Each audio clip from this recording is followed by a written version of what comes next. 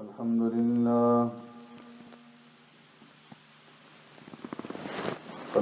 لله نحمده ونستعينه ونستغفره ونؤمن به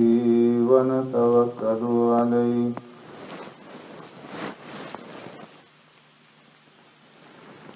ونعوذ بالله من شرور أنفسنا ومن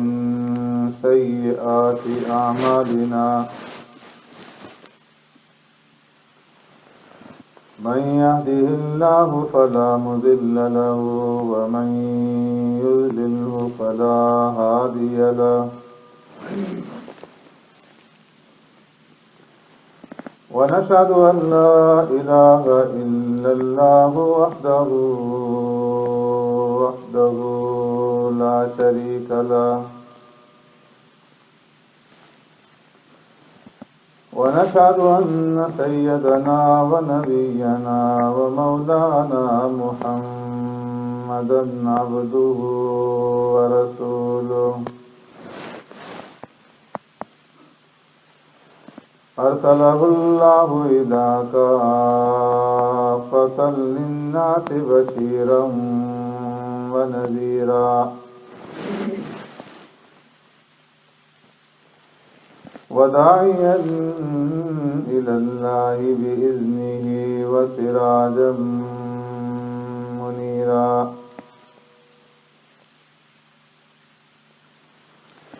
أما بعد فقد قال الله تبارك وتعالى في القرآن المجيد والفرقان الحميد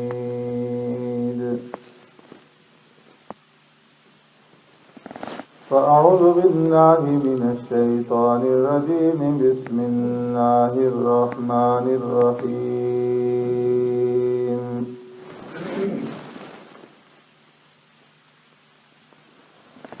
والفجر وليال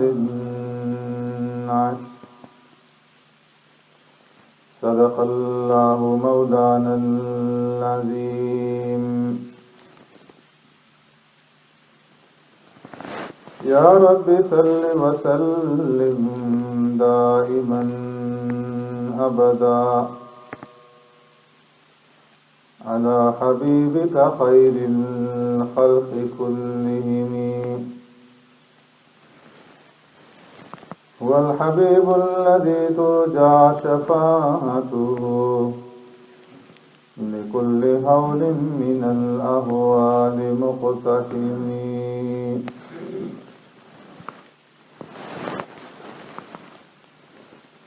والفجر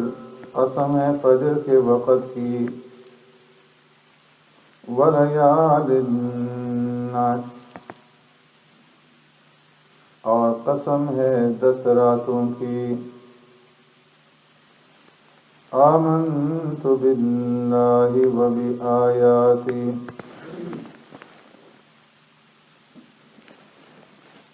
میرے محترم دوستوں بزرگوں بھائیوں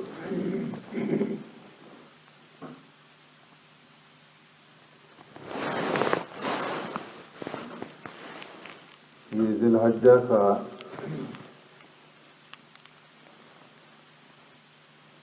پہلا عشرہ گزر رہا ہے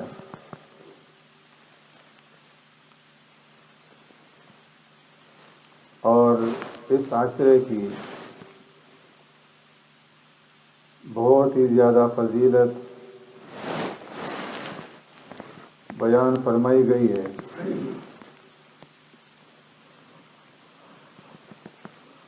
پیارے پیغمبر صلی اللہ علیہ وسلم نے ارشاد فرمایا کہ اللہ رب العزت کی عبادت کے لیے عشرہ ذی الحجہ سے بہتر کوئی زمانہ نہیں ہو سکتا کہ اس میں ایک دن کا روزہ رکھنا 1 سال کے روزوں کے برابر اور رات کے اندر عبادت کرنا لیلۃ القدر کی عبادت کے برابر۔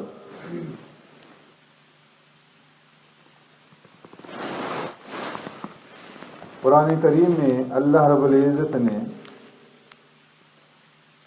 وَلَيَالٍ عَشْرٍ ان 10 راتوں کی قسم کھائی،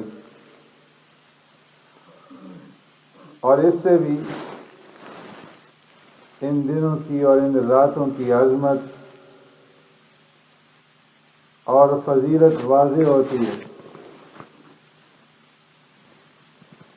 اس لیے فرمایا کہ اگر کوئی آدمی 9 دن روزہ رکھ لے تو یہ ایسا ہے کہ گویا اس نے 9 سال روزے رکھے، اور ایک رات میں جا کر کے عبادت کر لے تو فرمایا کہ لیلۃ القدر کی عبادت کے برابر۔ اور لیلۃ القدر کے بارے میں آپ حضرات جانتے ہیں کہ خیر من الف شہر، لیلۃ القدر 1000 مہینوں سے بڑھ کر کے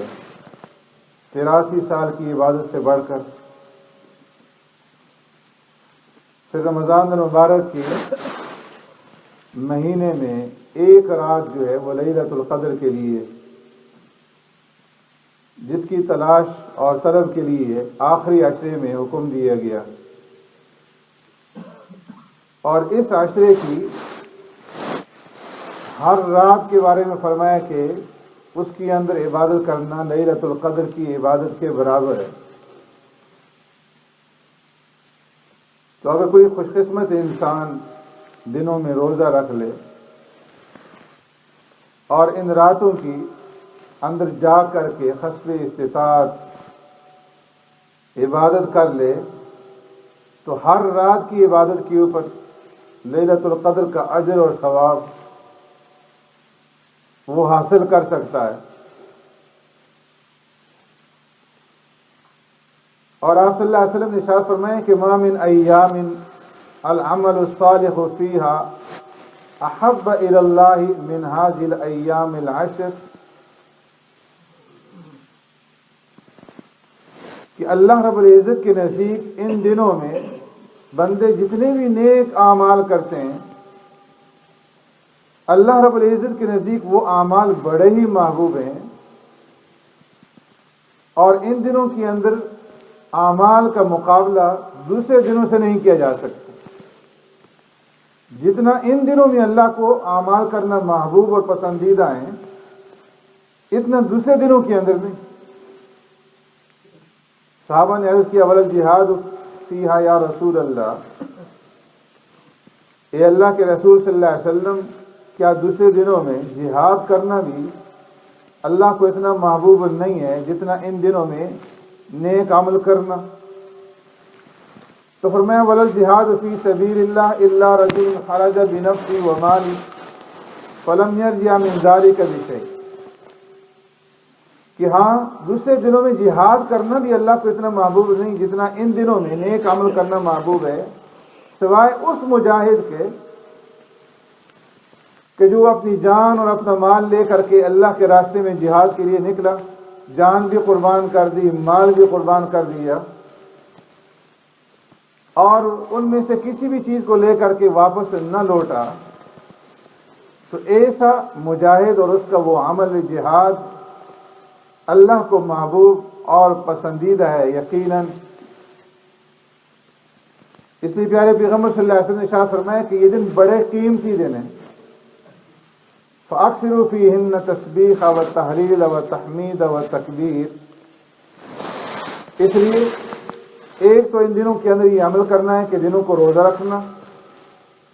جو 1 سال کے روزوں کے برابر، رات کو عبادت کرنا شب قدر کی عبادت کے برابر، اور اس کے ساتھ ساتھ کثرت کے ساتھ رات اور دن میں چلتے پھرتے اٹھتے بیٹھتے ان تسبیحات کی کثرت کرنا اور ذکر اور ورد کرنا۔ فَأَكْثِرُوا فِيهِنَّ تَسْبِيحَ سبحان اللہ والتحلیل لا الہ الا اللہ والتحمید الحمد للہ والتکبیر اللہ اکبر۔ تو تو یہ جو تسبیحات ہیں سبحان اللہ، الحمدللہ، لا الہ الا اللہ، اللہ اکبر، ان تسبیحات کا ان دنوں کے اندر کثرت کے ساتھ ورد کرنا، اس کا پیارے پیغمبر صلی اللہ علیہ وسلم نے حکم دی۔ ایک روایت میں آپ صلی اللہ علیہ وسلم نے ارشاد فرمایا کہ یہ تسبیحات اتنی قیمتی ہیں،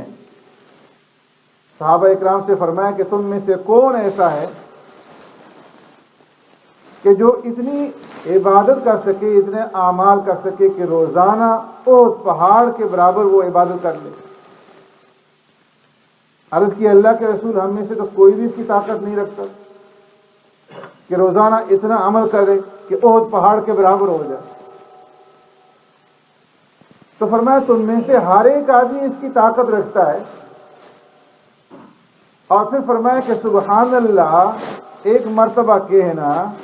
یہ ایسا ہے کہ احد پہاڑ کے برابر اس نے عمل کیا۔ جس نے الحمدللہ کہا اس کو اتنا اجر و ثواب ملے گا جتنا اس نے احد پہاڑ کے برابر عمل کیا، اور لا الہ الا اللہ کے اوپر جو اجر و ثواب ملے گا وہ احد پہاڑ کے برابر، اور اللہ اکبر کہنے کے اوپر جو اللہ کی طرف سے اجر و ثواب ملے گا وہ احد پہاڑ کے برابر ہے۔ ایک روایت میں فرمایا کہ جس آدمی نے 100 مرتبہ سبحان اللہ کہا، یہ ایسا ہے اس نے 100 عربی غلام آزاد کر لی، اور جس نے 100 مرتبہ الحمدللہ کہا، یہ ایسا ہے جیسے اس نے 100 گھوڑے بمائے ساز و سامان کیے اللہ کے راستے میں جہاد کے لیے دے دی، اور جس نے 100 مرتبہ اللہ اکبر کہا، یہ ایسا ہے اجر اور ثواب کے اعتبار سے جیسے اس نے 100 اونٹ قربان کیے اور ان کی قربانی مقبول ہو گئی۔ اور لا الہ الا اللہ فرمایا یہ تو زمین اور آسمان کے درمیان کی فضا کو بھر دیتے ہیں۔ تو اس لیے ان دنوں کے اندر خاص طور پر ان تسبیحات کا ذکر کرنا، اس کا ورد کرنا، اس کی کثرت رکھنا، خود بھی اور دوسروں کو بھی اس کی ترغیب دینا۔ سبحان اللہ، الحمدللہ، لا الہ الا اللہ، اللہ اکبر۔ اور پھر ان دنوں کے اندر جو اعمال ہیں ان میں سے ایک عمل ان لوگوں کے لیے جو قربانی کرتے ہوں وہ یہ ہے کہ جب ذی الحجہ کا چاند نظر آ جائے، جس نے قربانی دینی ہے،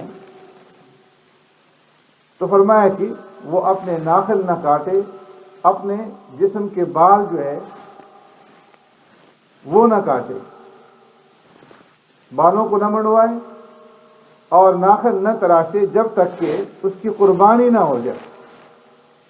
قربانی کے بعد جو ہے پھر وہ اپنے ناخن کاٹ لے۔ بعض نے فرمایا کہ یہ مستحب عمل ہے، اور بعض نے اس کو وجوب کا درجہ بھی دیا ہے۔ تو کم از کم مستحب کا درجہ تو رکھتا ہی ہے یہ عمل۔ تو جس نے قربانی کرنی ہو تو وہ ان 10 دنوں کے اندر اپنے ناخن نہ تراشے اور بال نہ منڈوائے جسم کے کسی بھی حصے۔ پھر اسی طرح ان دنوں کے اعمال میں سے خاص طور پر جو یوم عرفہ ہے، 9 ذی الحجہ، اس دن کی پیارے پیغمبر صلی اللہ علیہ وسلم نے مزید فضیلت بیان فرمائی کہ یوم عرفہ 9 ذی الحجہ کو روزہ رکھنا، فرمایا میں اللہ رب العزت کی ذات سے یقین رکھتا ہوں اور مجھے اللہ کی ذات کے اوپر یہ پختہ توقع ہے کہ 1 سال گزشتہ اور 1 سال آئندہ کے گناہوں کے لیے کفارہ بن جائے۔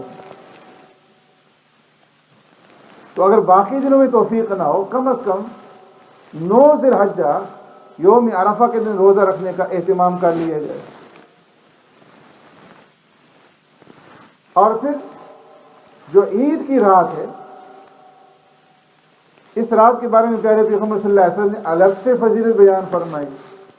ایک تو یہ کہ ہر رات کے اندر شب قدر کی عبادت کا اجر و ثواب، اور فرمایا کہ من احیا لیلۃ العید، جس آدمی نے عید کی رات کو زندہ کیا عبادت کے ساتھ،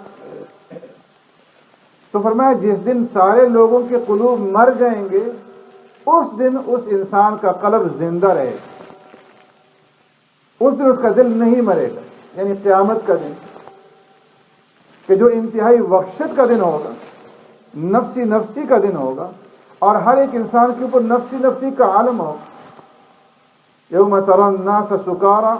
وما هم بسکارا ولکن عذاب اللہ شدید، سارے لوگ مدہوش ہوں گے، بدحواس ہوں گے، نشہ کسی کیفیت ہوگی، اور میں وہ کسی چیز کا نشہ نہیں ہوگا، لیکن اللہ کے عذاب کا جو دہشت ہوگی اس کی وجہ سے لوگ شکر کی اور نشے کی کیفیت میں ہوں گے، مدہوش ہوں گے، بدحواس ہوں گے۔ لیکن جو آدمی عیدین کی رات، عید الفطر اور عید الاضحیٰ کی رات کو جاگ کر کے عبادت کرے گا، فرمایا کہ وہ اس کیفیت سے محفوظ رہے گا اور اس کے اوپر کوئی رنج اور غم نہیں ہوگا اس دن کے اندر، اس دن اس کا دل زندہ ہوگا۔ ایک روایت میں پیارے پیغمبر صلی اللہ علیہ وسلم نے ارشاد فرمایا کہ 5 راتیں ایسی ہیں کہ جو آدمی ان 5 راتوں کو زندہ کر لے اور ان راتوں میں اللہ کی عبادت کر لے، وجبت لہ الجنہ،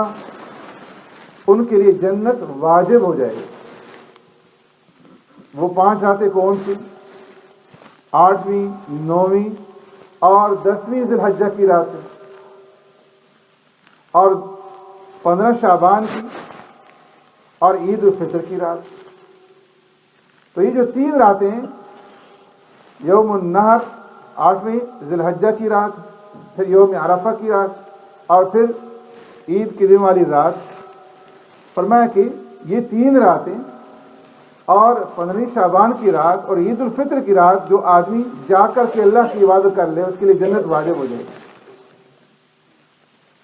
تو ان راتوں میں جتنی اللہ توفیق دے زیادہ سے زیادہ عبادت کر لیں، کچھ نہ ہو سکے تو کم از کم عشاء اور فجر کی نماز جو ہے وہ جماعت کے ساتھ پڑھنے کا اہتمام کر لیں، تو رات کو زندہ کرنے اور پوری رات اجر اور عبادت کا اجر و ثواب جو ہے اللہ رب العزت عطا فرما دیں گے۔ اور پھر ان ایام میں 9ویں ذی الحجہ سے جو عمل شروع ہوتا ہے وہ تکبیرات تشریق کا ہے۔ یوم عرفہ 9 ذی الحجہ کو فجر کی نماز سے لے کر کے 13 ذی الحجہ کی عصر کی نماز تک تکبیرات تشریق کا 1 مرتبہ پڑھنا واجب ہے ہر مرد اور عورت پر، چاہے وہ باجماعت نماز پڑھیں چاہے وہ اکیلے نماز پڑھیں۔ اللہ اکبر اللہ اکبر، لا الہ الا اللہ واللہ اکبر، اللہ اکبر وللہ الحمد، یہ تکبیرات تشریق ہیں۔ ہر نماز کے بعد 1 مرتبہ مردوں کے لیے بآواز بلند اس کا پڑھنا واجب، اور عورتوں کے لیے آہستہ آواز میں اس کا پڑھنا واجب۔ بعض لوگ سرے سے پڑھتے ہی نہیں، اور بعض پڑھتے ہیں تو اونچی آواز سے نہیں پڑھتے، اس لیے اس کی اصلاح کی ضرورت ہے۔ اور پھر عید الاضحیٰ کے دن جو مسنون اعمال ہیں ان میں سے یہ کہ صبح سویرے اٹھے، غسل کرے، مسواک کرے، اور جو عمدہ کپڑے اس کے پاس صاف ستھرے نئے کپڑے ہوں، دھلے ہوئے کپڑے ہوں، اگر نئے نہیں تو صاف ستھرے کپڑے پہن لے، خوشبو لگا لے، اور عید کی نماز کی تیاری کرے۔ عید کی نماز سے پہلے کچھ نہ کھائے، اور عید کی نماز کے لیے جب جائے تو راستے میں ان تکبیرات کو پڑھتا ہوا جائے، اللہ اکبر لا الہ الا اللہ واللہ اکبر وللہ الحمد۔ پیارے پیغمبر صلی اللہ علیہ وسلم کا معمول یہ تھا کہ ایک راستے سے جاتے تھے اور واپسی پہ دوسرا راستہ اختیار فرماتے، اس لیے ایک راستے سے جائے دوسرے راستے سے واپس ہو اور ان تکبیرات تشریق کا اہتمام کرے عید کے دن۔ اور پھر سب سے بڑا جو عمل ہے وہ قربانی کا عمل۔ پیارے پیغمبر صلی اللہ علیہ وسلم ہجرت فرما کر مدینہ منورہ تشریف لے گئے، 10 سال مدینہ میں قیام رہا، اور ان 10 سالوں میں مسلسل پیارے پیغمبر صلی اللہ علیہ وسلم قربانی فرماتے رہے، اور نہ صرف خود اپنی طرف سے قربانی فرمائی بلکہ امت کی طرف سے بھی آپ صلی اللہ علیہ وسلم نے قربانی فرمائی. اس لیے فرمایا کہ قربانی کا یہ عمل مکہ مکرمہ کے ساتھ خاص نہیں ہے، بلکہ دنیا کے جس کونے کے اندر بھی مسلمان آباد ہے، اگر اس کے اوپر شرائط پائی جاتی ہیں تو شرائط کے پائے جانے کے بعد اس کے اوپر قربانی کرنا واجب ہے. شرائط کیا ہیں؟ مسلمان ہو، عاقل ہو، بالغ ہو، مقیم ہو، اور اتنا اس کے پاس مال ہو کہ 52.5 تولہ چاندی یا اس کی قیمت کے، اس کی مالیت کے برابر ہو جائے. خواہ سونا چاندی کی شکل میں ہو، زیورات کی شکل میں ہو، نقدی کی صورت میں ہو، مال تجارت کی صورت میں ہو، یا ضرورت سے زائد فرنیچر کی اور باقی استعمالی چیزوں کی صورت میں ہو، یا مسکونہ مکان کے علاوہ دوسرے مکان کی صورت کے اندر ہو. جس آدمی کے پاس اتنی مالیت ہے تو اس کے اوپر قربانی کرنا واجب. پھر قربانی اور زکوٰۃ کے اندر فرق ہے. زکوٰۃ کے لیے بھی صاحب نصاب ہونا ضروری، قربانی کے لیے بھی صاحب نصاب ہونا ضروری، لیکن زکوٰۃ کے لیے یہ ہے کہ خولان خول پورا سال گزر جائے کہ وہ صاحب نصاب رہے. اور قربانی کے لیے سال کا گزرنا شرط نہیں ہے، ایک دن پہلے اگر اس کے پاس اتنا مال آ جاتا ہے کہ وہ صاحب نصاب بن جاتا ہے، یعنی 52.5 تولہ چاندی یا اس کی قیمت اس کے پاس آ جاتی ہے، تو اس کے اوپر قربانی کرنا یہ واجب. اگر قربانی نہیں کرے گا تو گناہ گار ہوگا، واجب کا تارک بنے گا. تو شرط یہ ہے کہ عاقل ہو. اگر مجنون ہے، دیوانہ ہے، اس کے اوپر قربانی نہیں ہے چاہے وہ صاحب نصاب ہے. بالغ ہو، نابالغ ہے، بچہ ہے، اگر اس کی پاس اتنا مال ہے، وہ صاحب نصاب ہے، تو اس کے اوپر قربانی نہیں ہے، نہ اس کے ولی کے اوپر اس کی طرف سے قربانی نہیں. مقیم ہو، اگر مسافر ہے اور شرعی مسافر ہے تو اس کے اوپر بھی قربانی نہیں. تو اس لیے جو بھی صاحب نصاب ہوں اور بالغ ہوں، مرد ہے، عورت ہے، بالغ اولاد ہے، اگر ہر ایک کے پاس اتنی مالیت ہے کہ وہ 52.5 تولہ چاندی کی قیمت اور اس کی مالیت کو پہنچتی ہے تو اس پہ قربانی واجب. یہ نہیں ہے کہ گھر کا ایک آدمی، گھر کا سربراہ قربانی کر لے تو پورے گھر کی طرف سے قربانی ہو جائے، بلکہ ہر ایک آدمی کو اپنے اعمال کا خود جواب دہ ہونا ہے رب العالمین کے سامنے. جس طرح نماز پڑھنے سے روزہ ادا نہیں ہوتا اور روزہ رکھنے سے زکوٰۃ ادا نہیں ہوتی، زکوٰۃ دینے سے حج ادا نہیں ہوتی، اسی طرح فرمایا صدقہ خیرات کرنے سے قربانی ادا نہیں ہوتی. اگر کوئی آدمی یہ سوچے کہ جی بجائے جانور ذبح کرنے کے ہم صدقہ خیرات کر دیتے ہیں، جتنے کا بکرا ملتا ہے اتنا پیسے ہم جو ہے وہ صدقہ خیرات کر دیتے ہیں، فقیروں میں اور مسکینوں میں بانٹ دیتے ہیں، فرمایا وہ ہمیشہ کے لیے گناہ گار ہو. عبادت کی جو صورت اللہ نے مقرر کر دی ہے اسی صورت کو اپنانا پڑے گا اور اسی صورت کو اختیار کرنا پڑے گا، تب وہ عبادت اللہ کے یہاں مقبول ہو. تو اس لیے گھر کے اندر جتنے بھی آدمی صاحب نصاب ہوں، عام طور پر جو ہے لوگ اس کا خیال نہیں کرتے. ایک قربانی گھر میں دے دی،